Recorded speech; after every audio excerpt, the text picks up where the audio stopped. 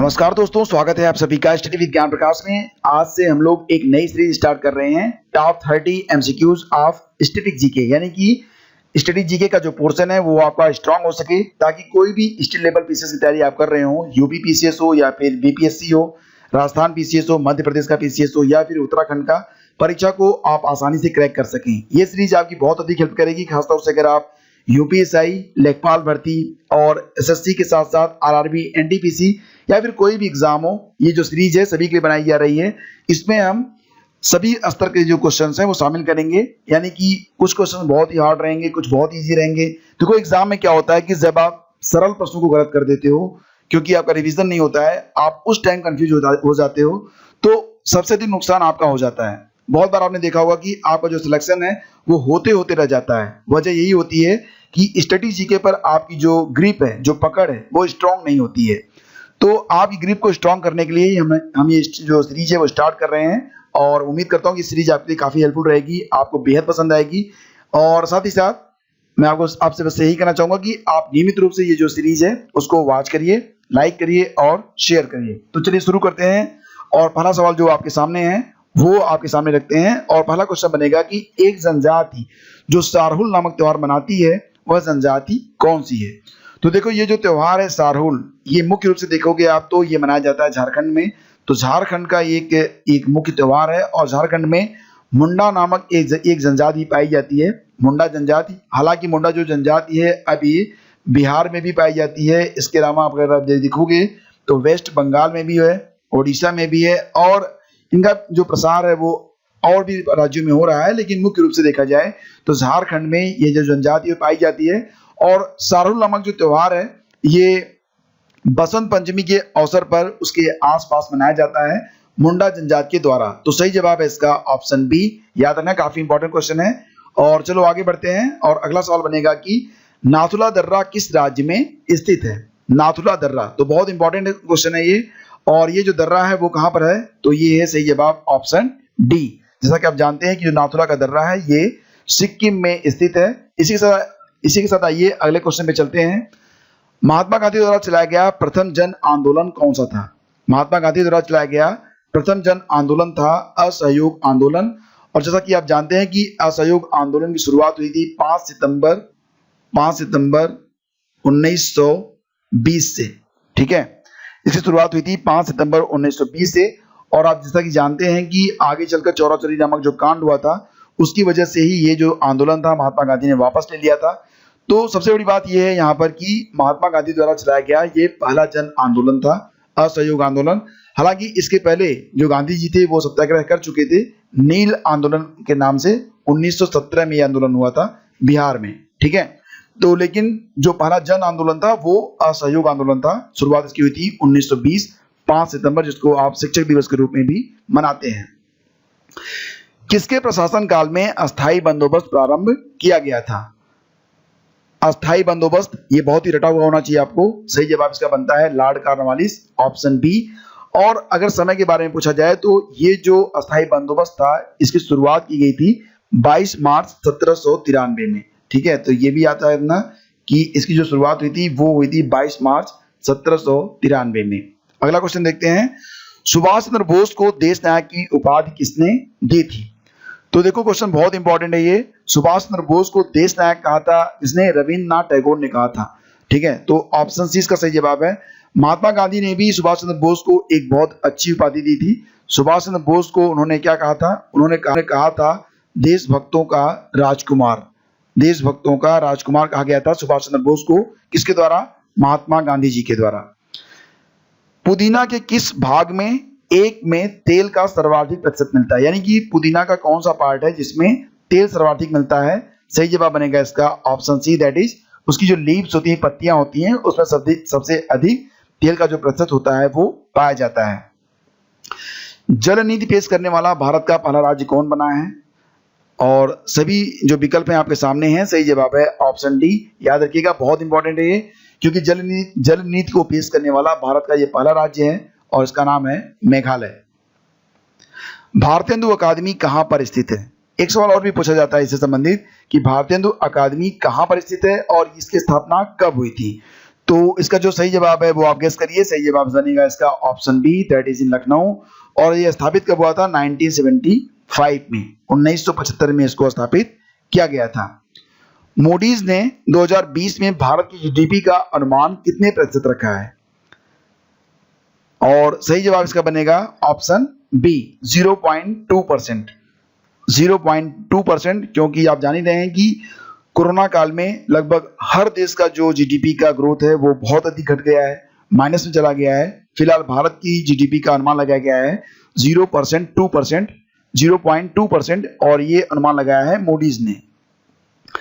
विश्व प्रेस स्वतंत्रता सूचकांक 2020 में भारत की रैंक क्या है? देखो, जो यूपीपीसीएस की परीक्षाएं होने वाली हैं और बीपीएससी की भी परीक्षाएं होने जा रही हैं, तो इसमें कभी कभी जो करंट होता है ना वो काफी पीछे से पूछ लिया जाता है। लाइक एज 2019 का जो सूचकांक है वो भी आपको पता होना चाहिए। तो विश्व प्रेस स्वतंत्रता सूचकांक 2020 में भारत की रैंक है कितनी? 142। तो 2020 में है ये 142, जबकि 2019 के बारे में बात करें तो ये है 140। दोनों रैंक आप याद रखना, काफी इंपॉर्टेंट है ये। नीति आयोग द्वारा जारी एसडीजी इंडिया इंडेक्स 2020 में पहले स्थान पर कौन सा राज्य है? तो ये भी याद रखना कि एसडीजी इंडिया इंडेक्स कौन सा मंत्रालय जारी करता है? सही जवाब है इसका नीति आयोग। और इस इंडेक्स में पहले स्थान पर आ रहा है केरल, दूसरे स्थान पर आ रहा है हिमाचल प्रदेश, तीसरा स्थान है आंध्र प्रदेश का।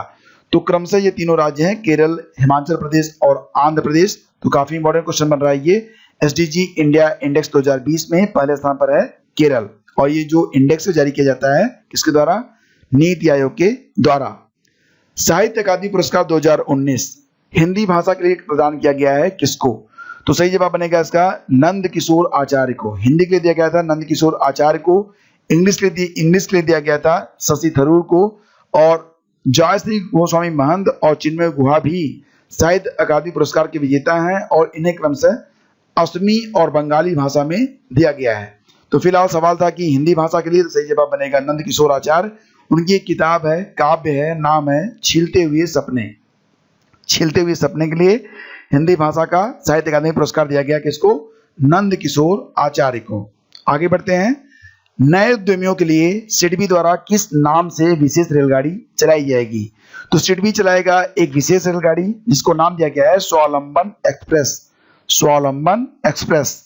और सिडबी का फुल फॉर्म आप जानते होंगे, small industries development bank of India, that is SIDBI. और ये सेटअप हुआ था 2 अप्रैल 1990 को एक्ट ऑफ इंडियन पार्लियामेंट। और वर्तमान में अगर देखा जाए तो एमएसएमई जो सेक्टर है, माइक्रो स्मॉल और मीडियम एंटरप्राइज, उसका जो प्रमोशन है, फाइनेंसिंग है, डेवलपमेंट है, उस पर ये कार्य करता है। तो याद रखिएगा कि जो स्वावलंबन एक्सप्रेस है ये किस लिए चलाई गई है? विशेष उद्यमियों के द्वारा चलाई जाने वाली गाड़ी है, जो कि सिडबी द्वारा चलाई जा रही है। नाम है इसका स्वावलंबन एक्सप्रेस। और यह गाड़ी 15 दिनों में 7000 किलोमीटर की दूरी तय करेगी, और ये लखनऊ से चल रही है। भारत में कौन सी नदी बेसिन में सुसु नामक डॉल्फिन पाई जाती है? तो सुसु नामक डॉल्फिन ये जो होती है कहां पर पाई जाती है? सही जवाब देना है आपको। सही जवाब है 1, 2, 3 और 4 में। तो गंगा और ब्रह्मपुत्र, ठीक है, 1 और 3। तो ऑप्शन बी को आंसर करेंगे। ये जो डॉल्फिन है, तस्वीर आप देख सकते हैं। और फिलहाल आपको ये बता दें कि ये जो डॉल्फिन है इसकी जो इंद्रियां होती हैं वो सक्रिय होती हैं, आंखें नहीं होती हैं इसमें, और ये गंगा और ब्रह्मपुत्र नदी में पाई जाती है। औरंगजेब की मृत्यु के बाद कौन उत्तराधिकारी हुआ था? औरंगजेब की मृत्यु हो गई, उसके बाद जो उत्तराधिकारी हुआ वो कौन हुआ? मोहम्मद शाह, अकबर। तो फिलहाल एक बात और मैं आपको बता दूं कि अकबर जो था, ये आप बहुत पीछे मत जाना, और अकबर जो था ये औरंगजेब का भी पुत्र था, ठीक है। औरंगजेब के पुत्र का नाम भी अकबर था। आप महाराणा प्रताप और अकबर वाली में मत जाना। और उसके बाद जो बाकी विकल्प है वो भी आप देख रहे हो। सही जवाब क्या बनेगा?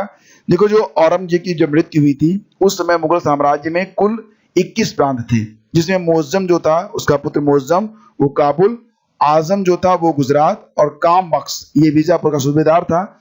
जाजो नामक स्थान पर 1707 में लड़े गए युद्ध में मोअज्जम की सेना ने आजम को परास्त कर मुगल सिंहासन पर अधिकार प्राप्त करने का मार्ग प्रशस्त कर लिया था। और फिर 1907 में मोअज्जम था वो बहादुर शाह प्रथम के नाम से दिल्ली के तख्त पर बैठा था। तो सही जवाब बनेगा मोहम्मद मुअज्जम। फ्रांसीसी क्रांति 17वीं सदी में किस राजवंश के विरुद्ध हुई थी? फ्रांसीसी क्रांति 17वीं सदी में किस राजवंश के विरुद्ध हुई थी? जैसा कि आप लोग जानते हैं कि फ्रांस में जो लंबे समय तक शासन रहा था वो लुई शासकों का रहा था। लुई 16वां का शासन था उस समय। अब लुई 16वां को पकड़ के जो है फांसी पर लटका दिया गया था मात्र 38 वर्ष की अवस्था में।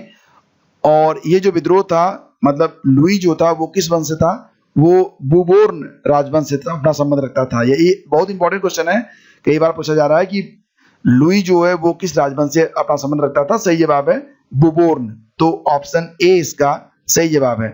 आपको बता दें कि फ्रांस की राज्य क्रांति जो थी ये 1789 ईस्वी में लुई 16वां के शासनकाल में हुई थी। और फ्रांस की राज्य क्रांति के समय फ्रांस में सामंती व्यवस्था थी। 14 जुलाई 1789 ईस्वी को क्रांतिकारियों ने बास्तिल के कारागार फाटक को तोड़कर बंदियों को मुक्त कर दिया। तब से 14 जुलाई को फ्रांस में राष्ट्रीय दिवस के रूप में भी मनाया जाता है। मैं ही राज्य हूं और मेरे ही शब्द कानून है, ये जो वर्डिंग है ये लुई 16वां के नहीं है, ये लुई 14वां के हैं। ये याद रखना बहुत इंपॉर्टेंट है। कई बार डायरेक्टली क्वेश्चन पूछा जाता है कि मैं ही राज्य हूं और मेरे ही शब्द कानून है, ये किसकी वर्डिंग है? तो सही जवाब इसका बनेगा लुई 14वां। ठीक है, चलो आगे बढ़ते हैं। मिड डे मील योजना की शुरुआत कब हुई थी? मिड डे मील योजना जो होती है इसकी शुरुआत हुई थी 1995 में, तो ऑप्शन ए इसका सही जवाब है। आपको बता दें कि 15 अगस्त 1995 से शुरू किया गया था। केंद्र द्वारा प्रायोजित इस योजना को पहले देश के 2408 ब्लॉकों में शुरू किया गया था। वर्ष 97-98 के अंत तक इसे मतलब पूरे देश में लागू कर दिया गया था। तो सही जवाब बनेगा इसका 15 अगस्त 1995। ब्लू बेबी सिंड्रोम जल की किस अशुद्धि से होता है? ब्लू बेबी सिंड्रोम, तो देखो इसमें जो बच्चा होता है ना वो हल्का सा नीला पड़ने लगता है, और ये जो होता है रोग वो जल में नाइट्रेट की वजह से होता है। तो आपको जो है अपने जल की जांच जरूर करवाना चाहिए, क्योंकि जल की जो अशुद्धियां होती हैं, नाइट्रेट, आर्सेनिक वगैरह, ये शरीर में बहुत ही घातक रोग जो है उत्पन्न करती हैं। तो और एक बात और भी आपको बता दें कि आप इसकी जांच कहाँ पर करवाएंगे, तो आप एक मतलब शीशी में ले लीजिए थोड़ा सा पानी, और जो जिला उद्यान विभाग होता है आपके शहर में होगा वहां पर जाकर दे देंगे तो वो चेक करके बता देंगे। फिलहाल नाइट्रेट और आर्सेनिक की मात्रा अगर अधिक है तो डेफिनेटली बहुत ही घातक तरीके की बीमारियां हो जाती हैं। एलोजा फर्न नामक जैव उर्वरक का प्रयोग किया जाता है। एलोजा फर्न नामक जो जैव उर्वरक होता है उसका प्रयोग कहां पर होता है? सही जवाब है इसका ऑप्शन ए, इसका प्रयोग किया जाता है धान में। एशेज क्रिकेट सीरीज किन देशों के बीच खेली जाती है? एशेज का मतलब राग से भी होता है, तो एशेज क्रिकेट सीरीज जो है ये किन देशों के बीच खेली जाती है? सही जवाब बनेगा इसका इंग्लैंड और ऑस्ट्रेलिया के बीच में। जैसा कि आप जानते हैं कि जो क्रिकेट है उसका जन्मदाता देश माना जाता है इंग्लैंड को। क्रिकेट की शुरुआत कहां पर हुई थी? इंग्लैंड में हुई थी। लेकिन ऑस्ट्रेलिया ने पहली बार जब इंग्लैंड को हराया था तो इंग्लैंड की टीम बहुत निराश हुई थी, बहुत दुखी हुई थी। उसने कहा कि ऑस्ट्रेलिया इंग्लैंड की राख यानी कि ऐश लेकर जा रहा है, तभी से इसका नाम पड़ गया एशेज कप। तो 2019 का जो एशेज कप है ये भी ऑस्ट्रेलिया ने ही जीता है। 1882 में पहली बार एशेज कप का पहला एडिशन जो था वो 1882 में हुआ था, तब इसका नाम एशेज कप नहीं था। लेकिन हुआ क्या था, 1882 में जब ऑस्ट्रेलिया ने इंग्लैंड की टीम को हरा दिया था तो उस समय कहा गया कि ऑस्ट्रेलिया इंग्लैंड की ऐश ले जा रहा है, और फिर इसको जो है एशेज कप कहा जाने लगा है। और इसे सिर्फ इंग्लैंड और ऑस्ट्रेलिया ही खेलते हैं। खो खो नामक जो खेल होता है इसमें खिलाड़ियों की संख्या कितनी होती है? खो खो नामक खेल में खिलाड़ियों की संख्या कितनी होती है?